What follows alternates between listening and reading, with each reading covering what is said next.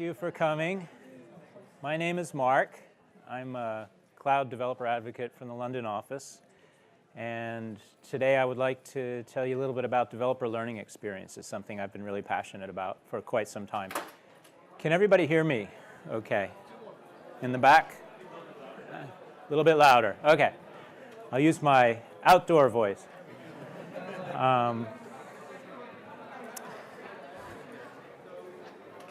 I'm a big believer in learning by doing.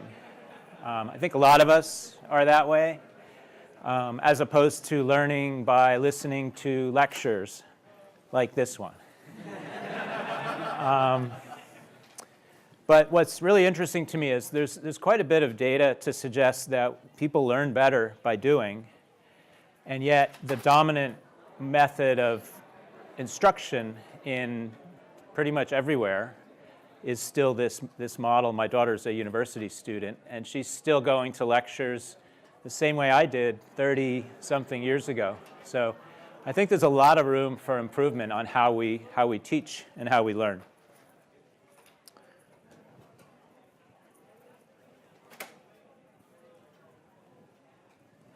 So a couple of observations.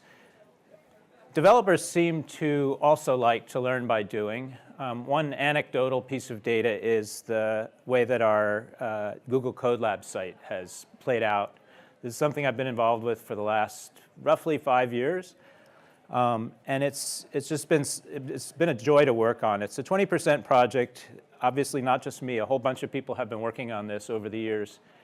And I got this helpful email from Google Analytics just a little while ago, a few days ago, saying that in just the month of January, we had 389,000 visitors and 736,000 sessions, which is great. That makes me feel really good.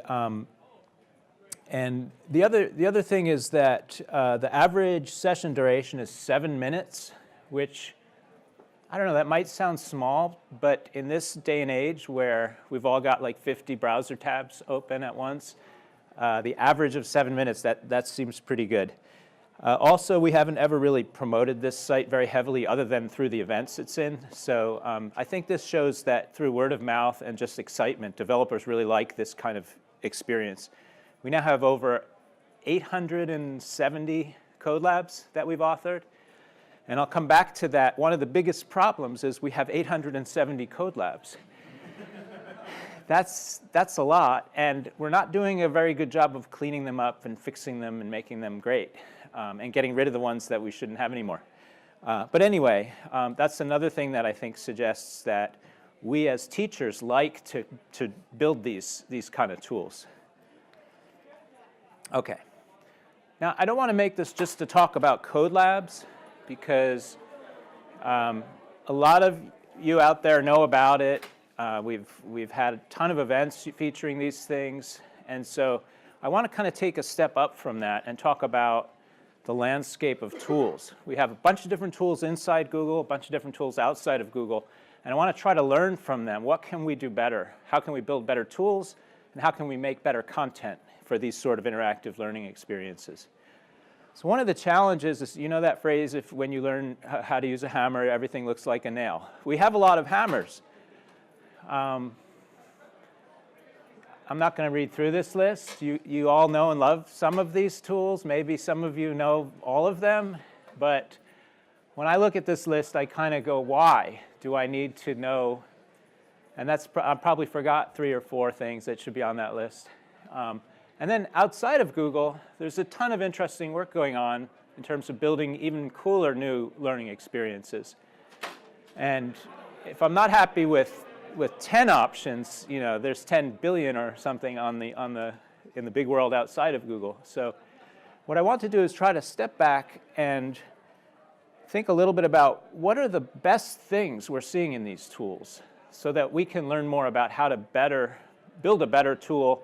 And maybe instead of having tool N+1 next year, you know, the XKCD cartoon about we have so many standards, instead of coming back next year and having another bullet, maybe some of these bullets will go away and we'll collapse them into, you know, meta learning experiences that are better for everyone. That's my hope, at least. So we're going to do this in 3 parts. I'm going to talk about something called metacognition, and then I'll go through some attributes and examples of learning tools that I think are really powerful and revolutionary in different ways. And then I'll close with some practical guidance based on my own experience with code labs and helping people write code labs and publish them and so on. So I want to take a step back first and ask this rhetorical question, although you're welcome to shout out an answer if you like. What's your mission in 1 word? Any brave souls want to take a crack at that? I'm looking at the front row. I'm just kidding. Yes, you don't have to raise your hand. Empathy. That's a good mission. Educate. Who said that? Very good. I won't put you on the spot anymore. A lot of people might look at this and say tech writing or speaking. What's that? Tech writing is 2 words. Okay.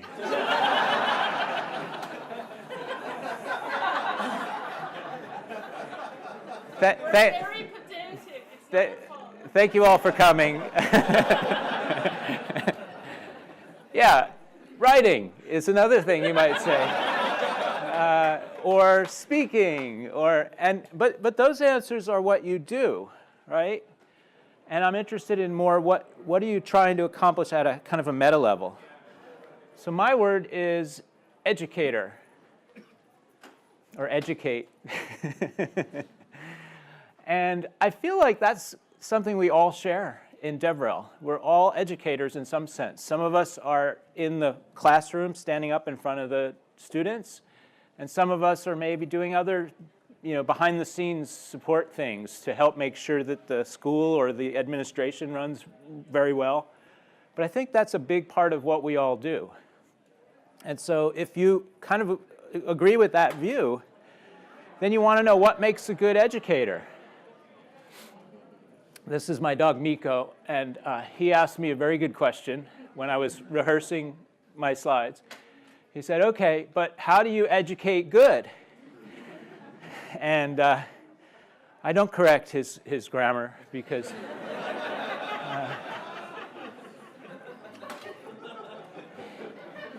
it's not nice, and English is his second language. So, but I get to thinking, like, okay, how do you educate people well? And really the key insight is in this concept of something we call metacognition. Metacognition is the science of learning about learning. So it's studying how people learn and how we teach them well. So